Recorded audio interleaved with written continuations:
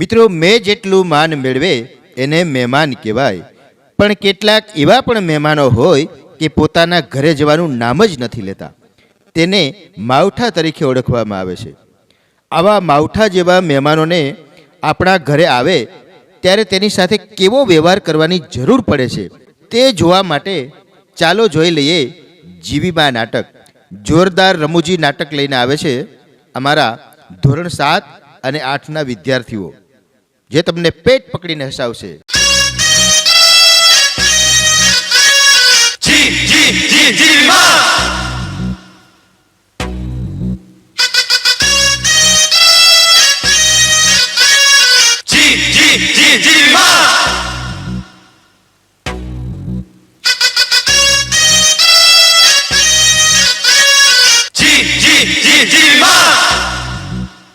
જો જીવી, આપણી ઘરે મહેમાન આવે છે ને, તો તું એને હાચવી લેજે.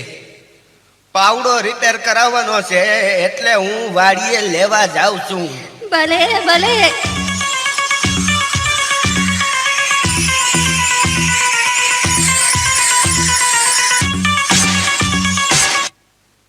હેલો, જીવી સ્પીકિંગ. એ હું જીવતી બોલું છું. એ જીવતી હોય તો જ બોલે ને. બોલ બોલ. ઘણા દિવસે મોટી બેનની યાદ આવી હે? એ જીવી, તારે ત્યાં જે મહેમાન આવે છે ને, હા? એ ગુંદરિયા મહેમાન છે. ગુંદરિયા મારે ત્યાં 15 દી રોકાણા. ઈ બધાયનું પરબારું કરે છે. મફતિયા છે, મફતિયા. હારું તે ફોન કરી દીધો. હવે જો એની મજા આવી ક્યાં લાગે છે. હવે પછી વાત કરીશું. એ ખુલ્લું જ છે, આવી જાઓ. એ જય શ્રી કૃષ્ણ. જય શ્રી કૃષ્ણ.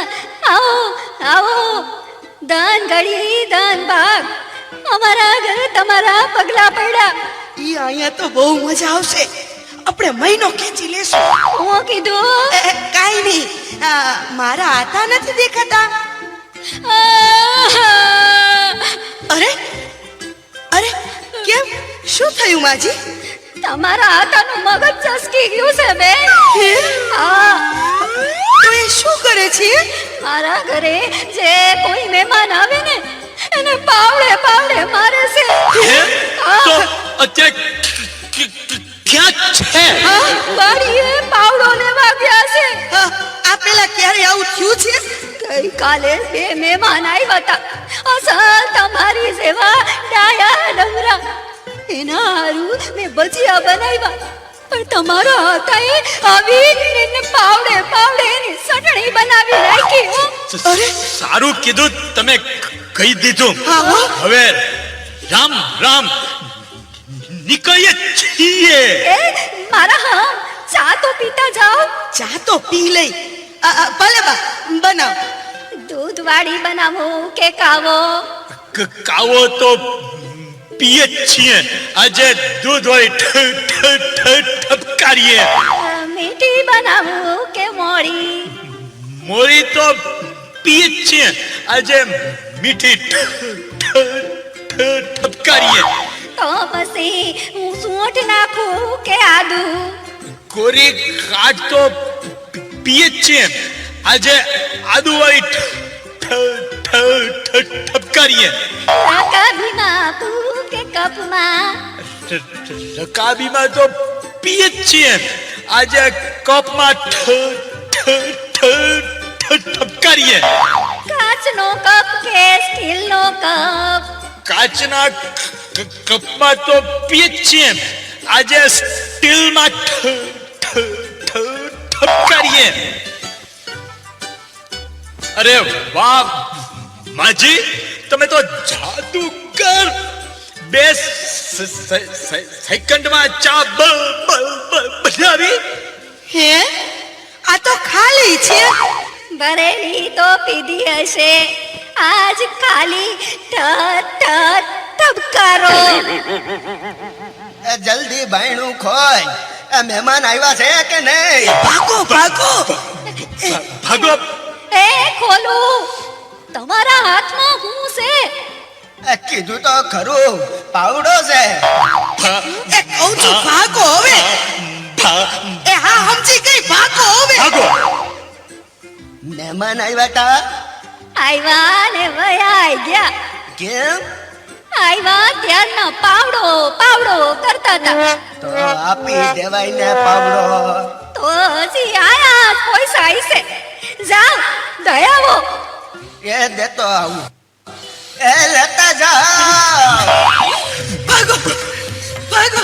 અરે કહું છું લેતા જાઓ અરે લેતા જાઓ અરે આ ભાગે કા એ કહું છું લેતા જાઓ અરે એ કહું છું લેતા જાઓ જોયું મફતનું બહુ સારું નહીં. મફતની મજા ને ઉકરડે ધજા. એવું માનનારને આવી થાય સજા.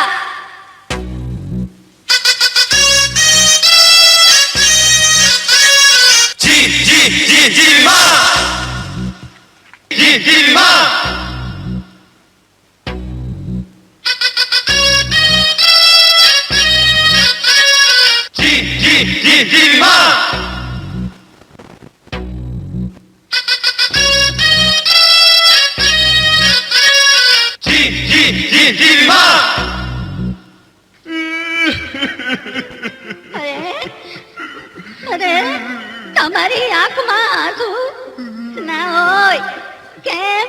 કોઈની અવસાન નોંધ આવી છે ના ના ના તો ભારત મેં હારી ગયું.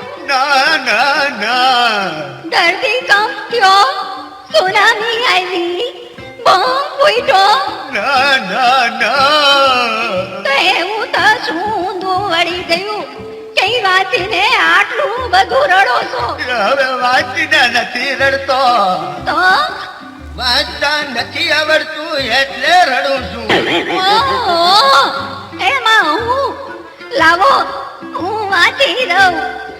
હાલે ઓય મારી મરી ગઈ. એ કોઈની અવસાન નોંધાવી છે એ ના ના ના તો ભારત મેચ હારી ગયું એ ના ના ના ધરતીકંપ થયો સુનામી આવી કે બોમ્બ ફૂટ્યો એ ના ના ના તો કઈ ભાંગી ગયું કે તૂટી ગયું હે શું આ તમારી ખુશીની છે મારો પગ આવી ગયો છે. સોરી જીવી સોરી ઓય મારી મારી મિથ્યા થાતી નથી ને કરેલા કર્મના બદલા દેવા પડે જીવી દેવા મૂકી પડે દો. એ કહું છું હાંજે હળદર લગાવી લેજે કેટલું ધ્યાન રાખે છે હે ભગવાન. આ જન્મ સુધી મને ઈ જ મળે. હે ભગવાન આશા રાખું છું કે આ હાથમાં જ જન્મ હોય હું કીધું એ આ જન્મ હોય જીવી હે હું તો 14 જન્મનું કહેતો હતો Congratulations! You have been selected to take part in our anonymous survey. Please take our... hello Jiva speaking શું હોસ્પિટલમાંથી હા બોલો હું વાત કરો છો કોણ ક્યારે કેટલા વાગે અરે કેમ કરતા એ પણ આ હું થયું બા ગુજરી ગયા જેવી બા ગુજરી ગયા એમાં રોવાનું ન હોય. હવે એની ઉંમર કેવડી ને વાત કેવડી. બાએ તો સદી ફટકારી દીધી હતી. હવે યમરાજનો વાંક નથી. હવે તો બોલાવે ને. હવે તો જીવતા જગત્યું કરવું જોઈતું તું. હવે તો હસવું જોઈ, મીઠાઈ વેચવી જોઈ. કે મારા બા નથી ગુજરી ગયા અહીં તારા બા ગુજરી ગયા છે ઓય મારી રે અરે રે બિચારા. હે ભગવાન, હજી તો નાની અમથી ઉંમર હતી. જોયું આવું જ થતું હોય માણસને પોતાનું દુઃખ મોટું લાગે અને બીજાનું દુઃખ તો દેખાતું નથી.